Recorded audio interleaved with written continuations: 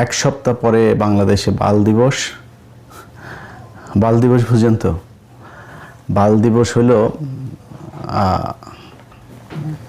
এই 16ই ডিসেম্বরে, 16ই ডিসেম্বর আছে না, 16ই ডিসেম্বর বাল দিবস। এটার এদিক ওদিক যেটা বলবি, আমার বউয়ের জুতা নিয়ে আসছে আজকে, এই না, এটা দিয়ে হাগু লাগায় এটা দিয়ে মুখের মধ্যে মারা হবে।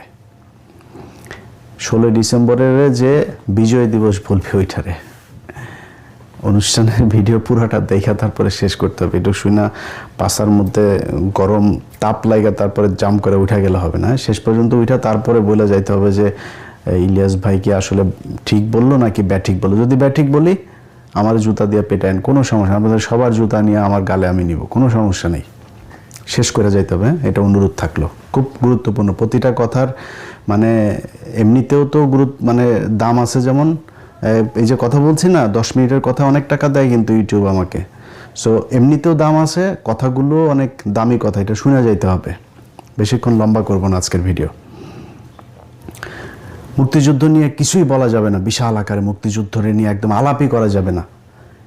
এটা কোরআন নাকি যে এটার কোনো পরিবর্তন নাই, কোনো কিছু নাই, কোনো আলোচনা করা যাবে না।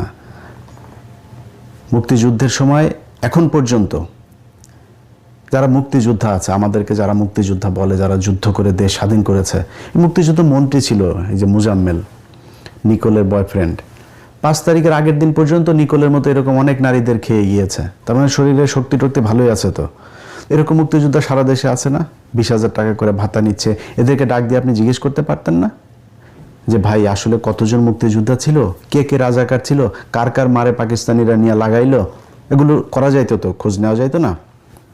করেন নাই। কারণ কি? এটা বিশাল একটা গ্যাপ এই জায়গায় আছে, এই ভ্যাকুয়াম কেউ পূরণ করিতে চায় না। কারণ কি, এইটা করলেই এই যে ব্যবসা, এই ব্যবসা সব শেষ। এই ব্যবসা তো কেউ বন্ধ করতে হবে না। এই যে এখন দেখেন না, আওয়ামী লীগ চলে গিয়েছে, এখন বিএনপি এসেছে, এসে তারপরে সেই ব্যবসা আবার শুরু করেছে, সব শেষ। তারেক রহমানের একটা বক্তব্য শুনলাম।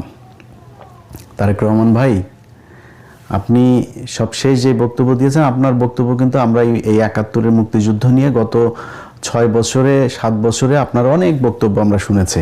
আপনি কিন্তু একদম মানে পড়াশোনা যে প্রচুর করেছেন ইতিহাস নিয়ে, সেটা বোঝা গিয়েছে। আপনি বই ধরে ধরে তারপরে এই আলোচনাগুলো করতেন।